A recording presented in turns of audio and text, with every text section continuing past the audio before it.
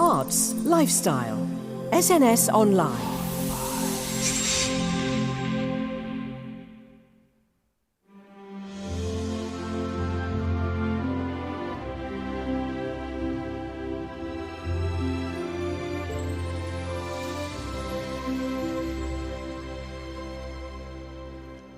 There's a dream I feel so rare, so real. All the world in union, the world as one. Hello and welcome to SNS Online, a voice for can soothe an aching heart, comfort a troubled soul and mend a broken spirit. It's just one of the many quotes attributed to our special guest today. Conquering the classical music charts, this Welsh soprano has been heard across no less than 6 continents, had over 8 million views on YouTube and featured on award-winning international soundtracks.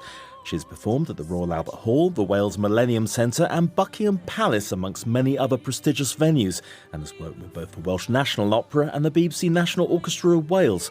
Her latest track, a beautiful rendition of World in Union, will be part of a brand new album of rousing sporting anthems and inspirational hymns set for release next year. Let's have a listen to some of her work. It's the world in union, the world as one. As we climb to reach our destiny, our night has begun. Se tu fossi nella mia anima un giorno, sapresti cosa sento in me, che mi innamorai da quell'istante insieme a te, e ciò che provo è solamente amore. And I shall live, oh soft you tread above me, and all my grave will warm a sweeter be, for you will there and tell me that you love me, and I shall sleep in peace until you come to me. Welcome, one and all, to international opera soprano, the very lovely Ellen Williams.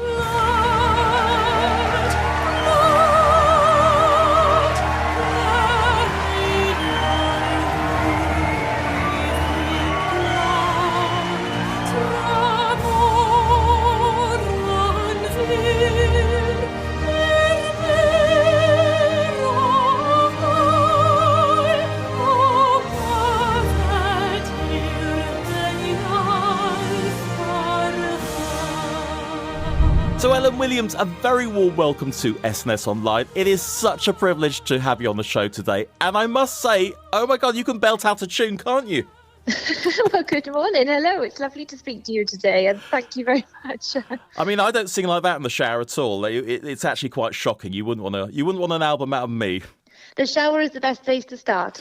Well, it's probably the best place to be contained if you're me. Congratulations, I've got to say, on the release of your brand new CD single. I've got to say, a spellbinding cover of World in Union, which just released by Warner ADA. The single leading up to a new album, isn't it? Yes, it's very exciting to have this rendition out in the world. This is an album I've been working on for the past few months now, and it's due for release next year. And there are a couple of tracks already out, and World in Union has joined those now.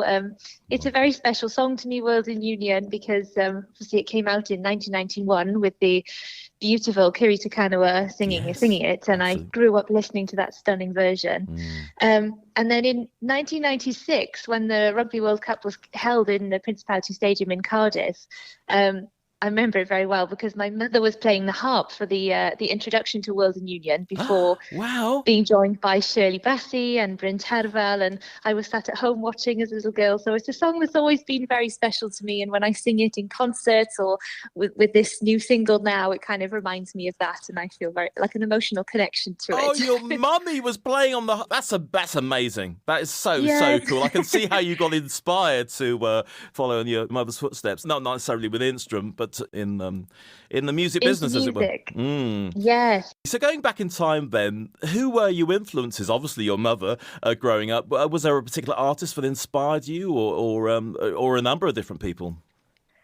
Well, I grew up always being encouraged to learn kind of the Welsh folk songs and the hymns and arias of Wales. My grandmother was really passionate about making sure that we knew those and having me compete in the Eisteddfod and take singing lessons and things. So I learned kind of songs from a young age. And then I remember being given one Christmas, my dad gave me Hayley Westenra's CD for Christmas. Who painted the moon black just when you passed your love back?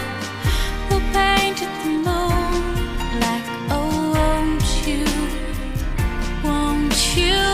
come back?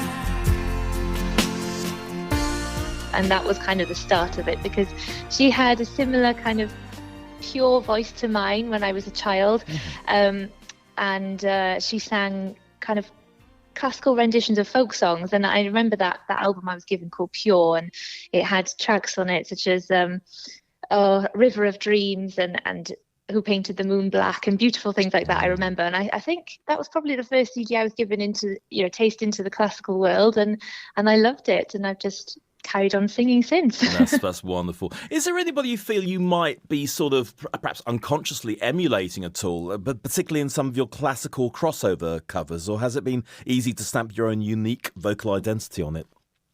Well, certainly over the past 2 years now, as I've kind of delved further into this genre that we call classical crossover now, which is kind of all types of music really with classical influences. So I've been fortunate over the last year. I loved singing a recording a version of the new James Bond theme tune, No Time to Die. Absolutely. And giving my own classical twist, which was very exciting. We were a pair, but I saw you there, too much to bear. You were my life, but life is far away from fair. Was I stupid to love you? Was I reckless to help? Was it obvious to everybody else that I fall a line? You are never on my side. Fool me once, fool me twice. I your death or paradise. No, you'll never see me cry. There's just no time to die.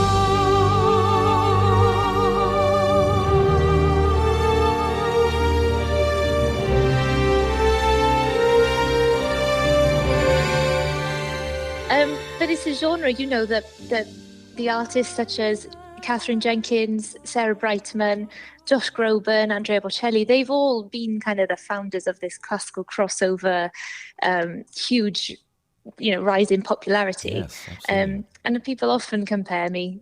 Like I do get compared and say, "Oh, it would be lovely to hear you sing a duet with Catherine." Also, Wow. that would be a dream. Hey, But- that would be amazing, wouldn't it? I'm sure it could happen as well, having listened to a lot of your stuff over the last week. Oh, thank you. But I guess yes, influences. It would be kind of the cornerstones of classical crossover. Yes, absolutely. This is a question. Actually, I'm going to credit my partner Andy for this, because he just mentioned this last night, and I think it's a brilliant question. Do you have a language you prefer to sing in? Because obviously you sung Mahler, which is German, Welsh hymns, Italian. Is it a slightly different way you approach it? I love to sing in all sorts of languages, really, as long as I understand the meaning and can find a connection personally to what I'm saying. Sure. Then it's I mean, Welsh is very similar to Italian to sing in. We sing on very open vowel sounds, which is a nice way to produce the sound.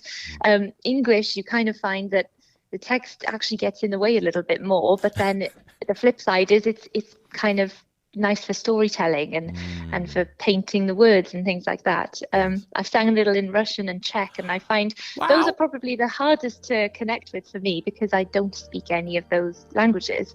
But as long as you can find some meaning in the song.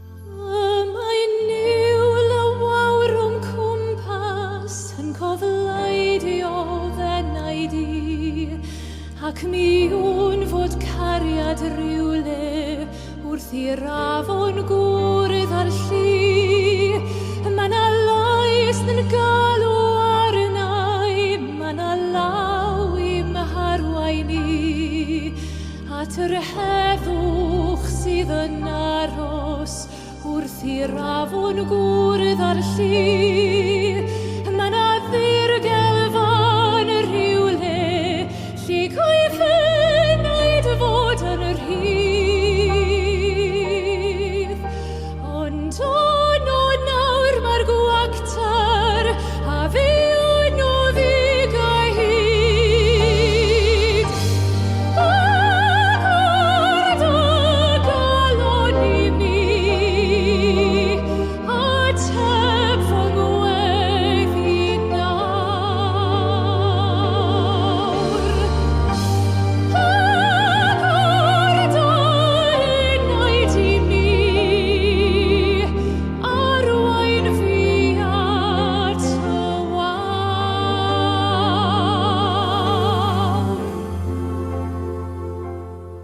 Now, as your voice is your instrument, how do you care for it? How do you care for your voice on a daily basis? And do you restrict the amount of shows that you do for that very reason? I think as long as you have a good bass technique, you can kind of sing as much as you like or need to, as long as you're singing always on the breath. So there's a movement of the breath and the body is engaged in the singing. It just doesn't happen only from the throat. I'm quite careful with my body in terms of production. I like to see a chiropractor a few times a year just to make sure my muscles for singing and engaging the voice are in the right place. And I guess in terms of voice or vocal care, then I wouldn't go to a loud concert or a night out and be shouting over the music and things like that in the week leading up to a concert. No, perhaps not. Or have 20 woodbines and... No, I don't smoke. I would think not. it would have a big effect on my voice, but I try not to be too careful with it either, because you have to live your life. There's a balance. Yes, yeah, absolutely. Now I heard there was a secret chord that David played and it pleased the Lord, but you don't really care for music, do you? It goes like this: the fourth, the fifth, the minor fall and the major lift, the baffled king composing hallelujah,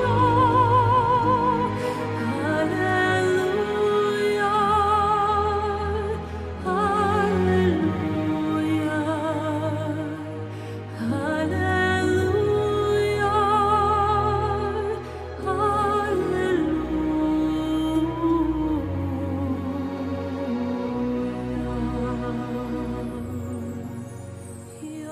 Do you feel that opera can be as accessible as any other type of music? Because there's this sort of old trope that opera is a preserve of the rich, etc., etc. And do you feel that you can help by getting the word out, by producing not only your wonderful work, but crossover material, as we've talked about? Yes, it's a shame that opera has this stigma, and I think as hard as we all try, it is still there today, because, I mean, it's theatre at the end of the day through song, and it tells wonderful stories. I mean, Mozart operas in particular are hilarious, I think. Yes. But especially with classical crossover, I think it it's a much more accessible way of listening to classical music, because there's songs that you might have heard, you'll know well. For example, my rendition of Hallelujah by Leonard Cohen has had 3 million views on Facebook, because it's a song that people know already, and they think, oh, I'll listen to this in a new classically sung way. It doesn't necessarily feel like you're listening to something stuffy, as long as there's a connection, or you can portray, an emotion through song. Then I think any song in this kind of classical crossover genre can be more accessible. You remember me when the west wind moves among the fields of barley. You can tell the sun in his jealous sky when we walked in fields of gold. So she took her love for to gaze a while among the fields of barley. In his arms she fell as her hair came down among the fields of gold. Will you stay with me? Will you be my love among the fields of barley?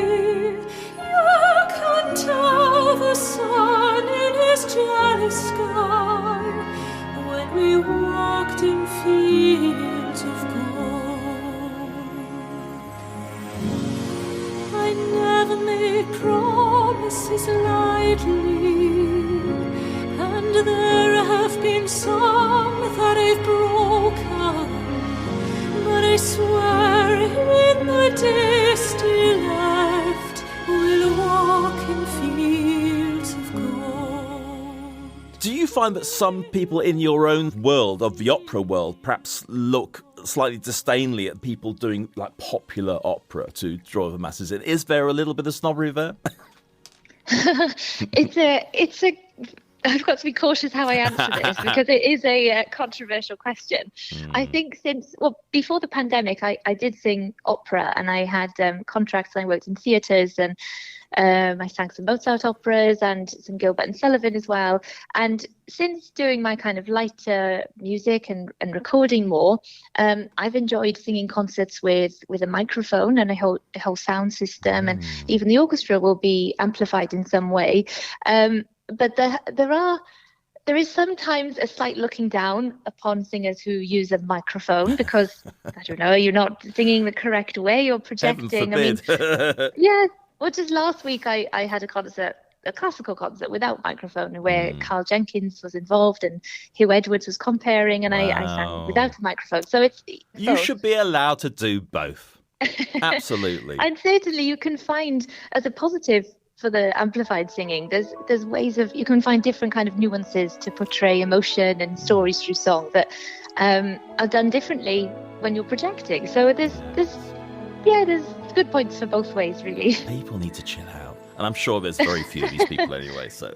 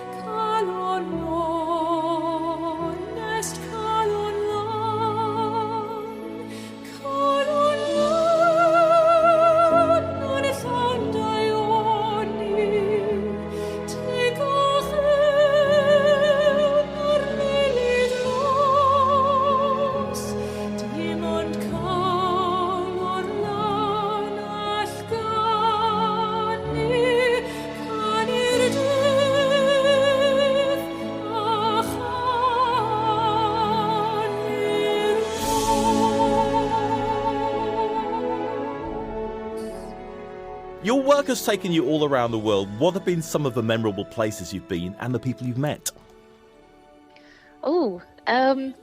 That's a question I haven't answered in a long time. There you go. Think of, I've exclusive. even in the UK as well. I've been fortunate to sing in some of the wonderful, prestigious halls we have here. Yes. I performed in the Royal Albert Hall. I sang in Buckingham Palace to, the Prince of Wales, but who's now King Charles, of course. Yes, Cadogan Hall, the Royal Glasgow Hall, all over the place in the UK. It's been great, and I have sang abroad. Many times I've been over to the States and Canada, and people are asking all the time, when am I next in the States and Canada for a tour? And I'm hoping it's on the cards for next year or the year after. It's something we're planning at the moment, but I'd love to do some more touring.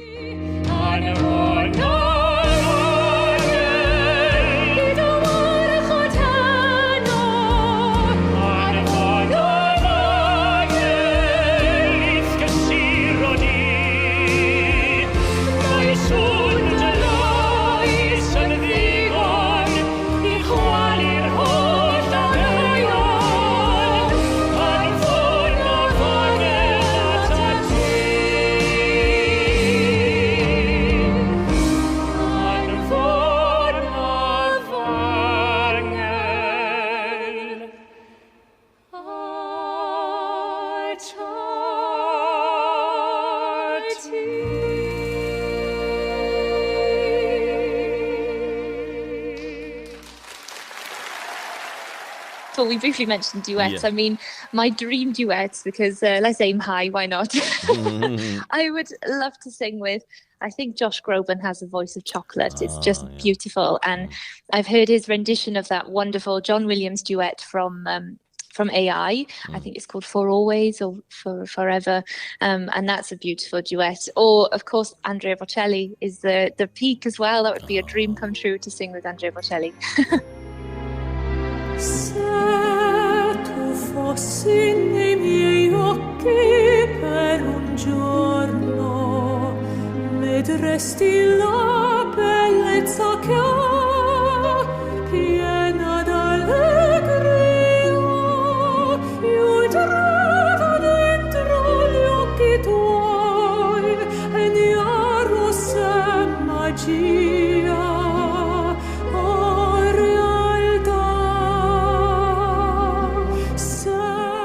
I wanted to talk about your wonderful nod to the cinema classics with a classical twist. No Time to Die, Danny Boy, Cinema Paradiso, etc. Are you particularly drawn to music from the silver screen? Oh, yes, I absolutely love film music. I think film music is the genre I connect with emotionally the most. And sadly, it's the genre probably with the least songs. And by that, I mean that there aren't lyrics to the themes and things like that quite often. Like, the beautiful theme from Schindler's List, for example, there aren't any lyrics for that. So it is a genre I absolutely love. And the cinema EP was something I really loved creating. And people have asked me a lot since, will there be a cinema version too? I'd love you to sing My Heart Will Go On from Titanic and things like this. Yes. I would love to do more cinema. I'm hoping it's on the cards very soon.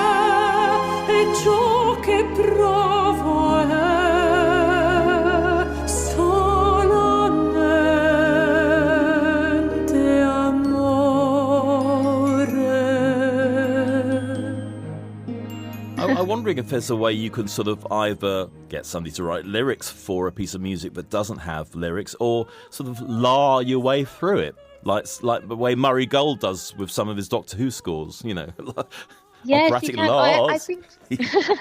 I think Catherine Jenkins had a version of Schindler's List actually just on R, and it's quite hard these days to sometimes get permission to add lyrics to big composers.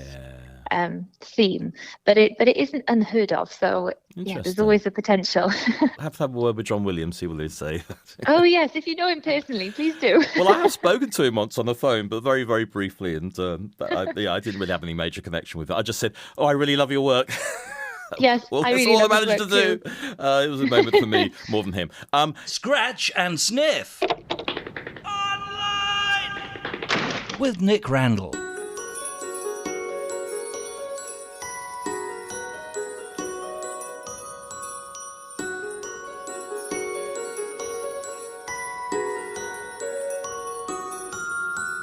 Sleep, my darling, for this evening angels come to visit me. All the light and magic bringing underneath the Christmas tree. For tomorrow, joy unbounded, love and laughter waving, time for giving and for sharing, all around the Christmas tree. So let's run through your music to date. You've got, what, 2 albums and various EPs out? Yes, so there's well, my first EP came out in 2014, so quite a while ago, when I was touring with Fridjan Roberts on his UK tour. So Skylark was a collection of kind of filmic folk songs kind of feeling. So it had the crossover vibe to it then, and that was my first recording. Silence embraces the sky. Dark as the ground where I lie, staring up at the vastness I trace with my hand, the circles that we used to fly on through the meadow alone. How aimless the pathways I roam, listening for the whisper of feathers in flight as a traveler makes his way home with a song eternal and bright. In my heart a ray of light as I wander through the dew. I hear your call. And then it wasn't until the lockdown, really, I went back to it and decided I wanted to record some more. Cinema came out last October, and then A Christmas Wish was my Yes. first full album. A Christmas Fabulous. album was I love Christmas, so it was So do I. yeah. And it's full on Christmas in my house now already, as I'm preparing for Christmas concerts this year and thinking of a new Christmas release. So yes, I think it's there's very so much Christmas going already. wrong with the world. Why not step it back a month and start from November, Bring it Oh, on. absolutely. I know plenty of people who have their Christmas trees up from the 1st of November, and I think, Yeah. wow, that is dedication. I wish you starlight and fields of snow, for winter's morning light and evening's glow. I wish you candles that shine from every tree, so all the world can see the light that there could be. I wish you music, I wish you song, with voices echoing, joyous and strong. I wish you church bells ringing true and clear. I wish you Christmas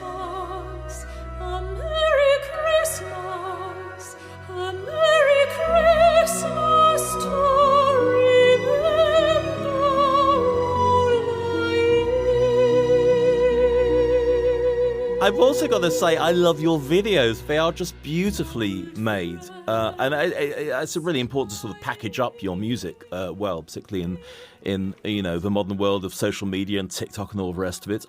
Do you presumably spend a long time working on those and collaborating with various people who do these? Yes, the videos have been so much fun to film, and I find it's a way of kind of connecting with the audience through the song even further, and just kind of giving your idea of how you kind of visualize the song.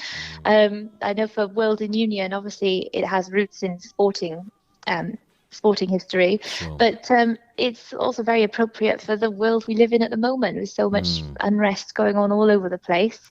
A World in Union would be the perfect, the ideal dream, wouldn't it? And I think we could have gone with white symbolism in the video, but I chose to wear a yellow dress and have yellow roses kind of thrown out to sea as kind of gestures of sharing friendship across the world and more peace, because yellow is the universal colour of friendship. Yeah. And also the Ukrainian, one of the main Ukrainian colours. Just throw that in. And Ukrainian, yes, it was, yes. Is a dream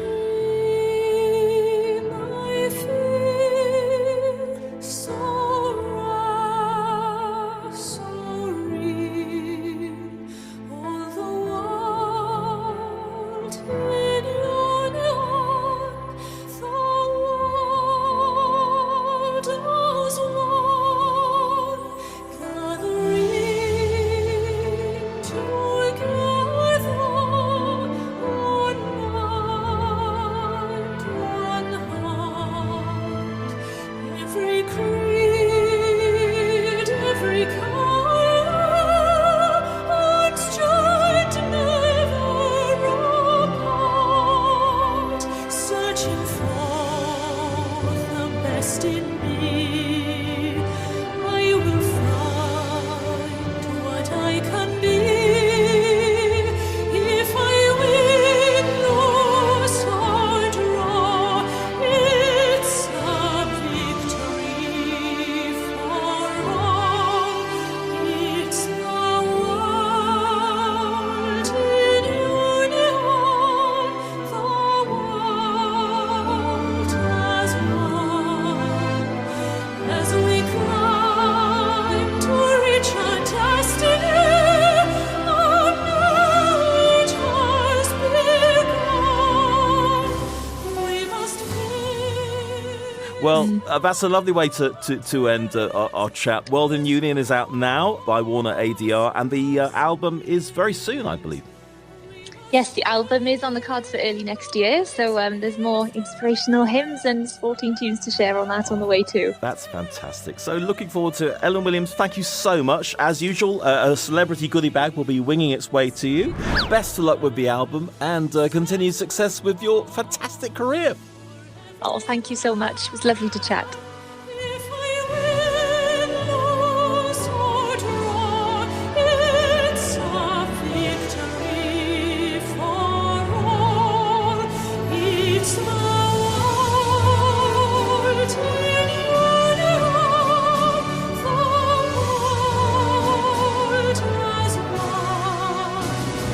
As we climb to reach our destiny, our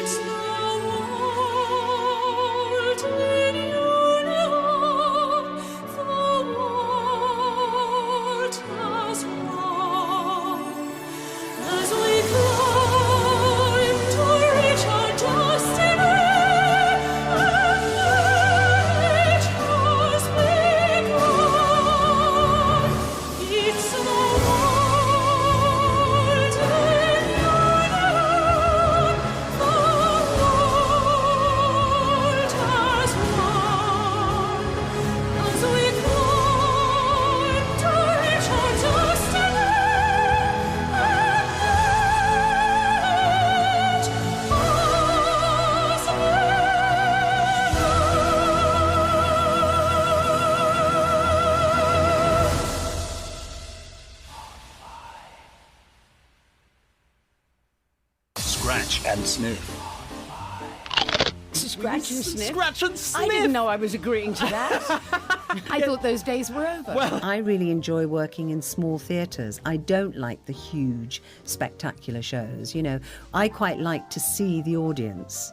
the whites of their eyes. Yeah, not quite, not quite. I'm glad I'm not Emily Dickinson. What a miserable life led she. She didn't have Cadbury's dairy milk and nobody came for tea. My father said, dentistry would be a very useful career for you. You can use it any country in the world, and as a Jew you might be thrown out any time. Still, it remains in me, that possibility. I think all good actors are trying to shine a light on what it means to be human, you know, and to look at human behaviour and to look at contradiction.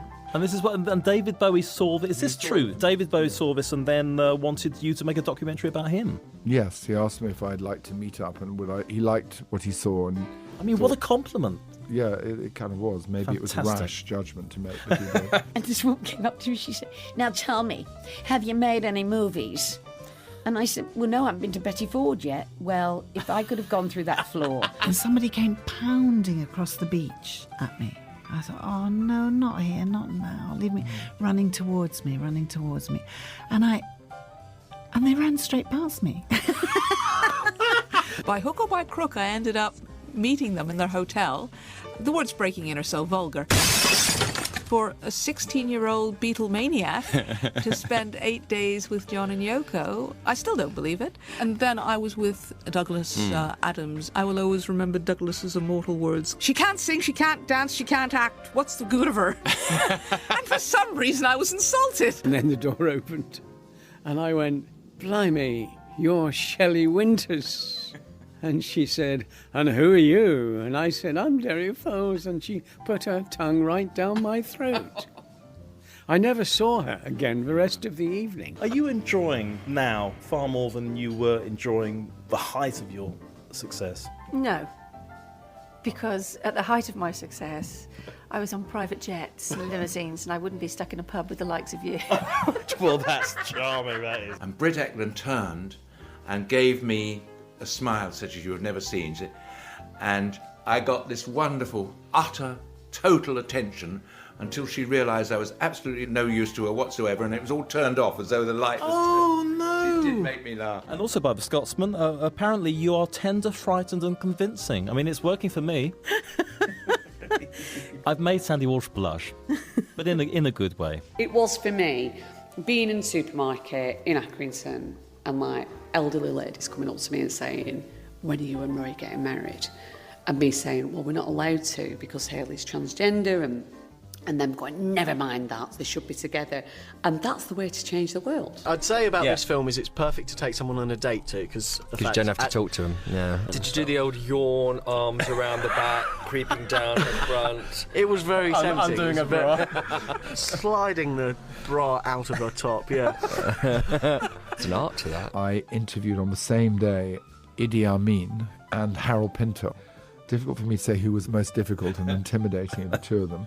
I mean, were you in the same room as these people? I was in the same room as Harold Pinter. I wasn't necessarily, but I collected them. That's probably the best choice together out of the two. Harold always was, but we became good friends over the years, and I didn't continue my relationship with Idi Amin, I can tell you that.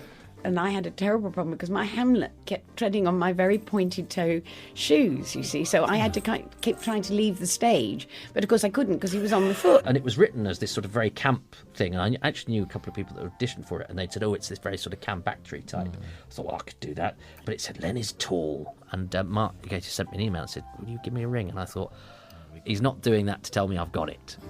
He's just being nice because he is the nicest man in the world. And he said, look, we loved what you did, and I said, you've gone for somebody tall, haven't you? And he went, yeah. I could never get an agent for years because of my disability, so I had to be my own, which was good for me, actually, because it taught me a lot of discipline. And so negotiating the right fee, hopefully. Okay. Yeah, not as good on that one. More about getting the role. Now, what makes this film interesting is that it's actually really the story about two men, because J. Edgar Hoover, for all of Look, Nick, there's not much man-on-man action in this movie. But what it is a sort of story just about... Just very intense here, right? Go on. It's a story about...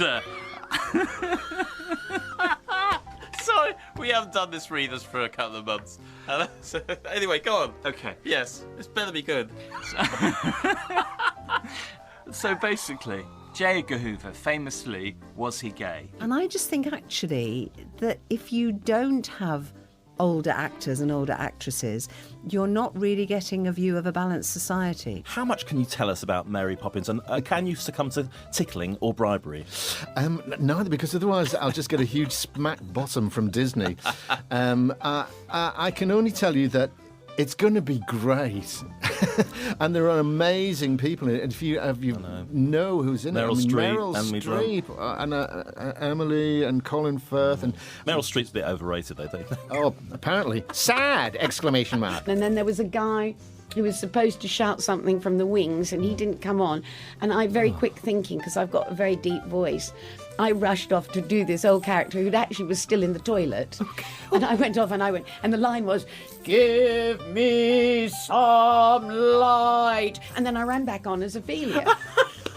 I've made up for it. I've spent many years since making amazing commercials teaching people how to make sure that they don't get infected with STIs. Oh, right, that's lovely. I'm the voice of chlamydia. So the review came in the next day. The first Ophelia to start out mad and go slowly sane. My simple mantra is never accept the world as it is. Dream of what the world could be, and then help make it happen. No, I love it. Carol Decker on Scratch and Sniff with a goodie bag. Thank you so much. I've enjoyed it tremendously, and thank you for picking up on so many things that I'd actually forgotten about. Did Katie get all this? Oh, yes, she got all this, yeah. No, wonderful. Tell you, Nick, it's been a total pleasure. I should get highly drunk. Thank you very much. What an enjoyable interview.